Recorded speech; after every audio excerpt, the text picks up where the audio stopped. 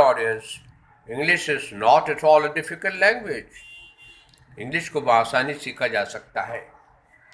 अक्सर ये सवाल लोग मुझसे करते हैं कि इंग्लिश को किस तरह सीखा जाए, और जब मैं उन्हें चीज़ बताता हूँ तो वो उसको टाइम नहीं दे पाते, और जब टाइम नहीं दे पाते तो इंग्लिश नहीं सीख पाते। और ऐसा भी है कि there are highly qualified people, they have done masters and everything, but they hesitate, और वो hesitant होते हैं when it comes to speaking English।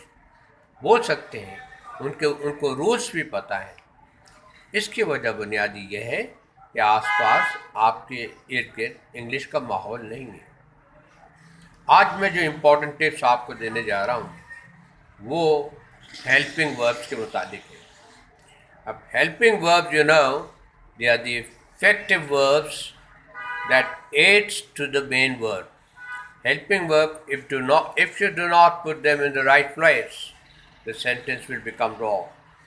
Helping verb को आप सही जगह पे रखिए, क्योंकि मेन वर्ब को हेल्पिंग वर्ब हेल्प करता है।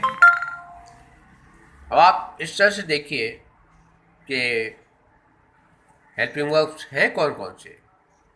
Is, am, was, were, may, might, shall, should, will, would, has, have, had, being, been. These are all helping verbs. Please jot it down somewhere. कहीं इसको लिख लीजिए। और बच्चे जो ख़ास तौर पे देखते हैं वो तो इन चीज़ों को ख़ास तौर पे ग्रिप कर लें। तो अब एक इम्पॉर्टेंट टिप और है कि आप हैज़ जो हेल्पिंग वर्ब है इसको कहाँ यूज़ करेंगे। ही जो है थर्ड पर्सन के साथ सिंपल प्रेजेंट टेंस में आप ही यूज़ करेंगे। He has done his work, he has been to Lahore twice, she has played tennis, वो टेनिस खेल चुकी है।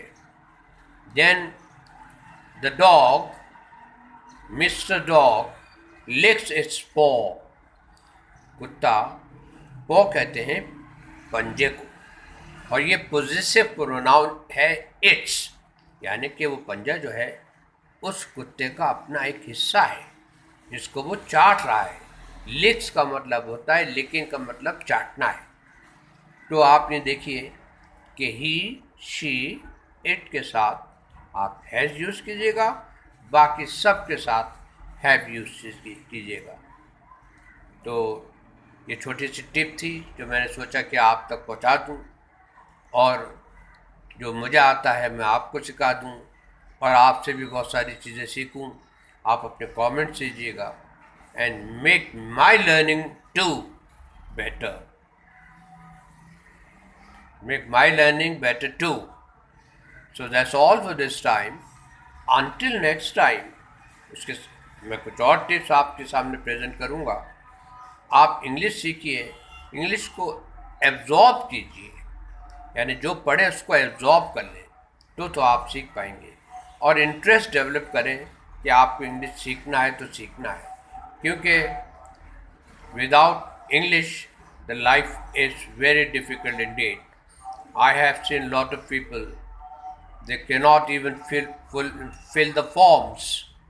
तो मेरा ख्याल है आप लोग बड़े ज़हीन हैं और आप जल्दी सीख जाएंगे। Make your learning better. Thank you.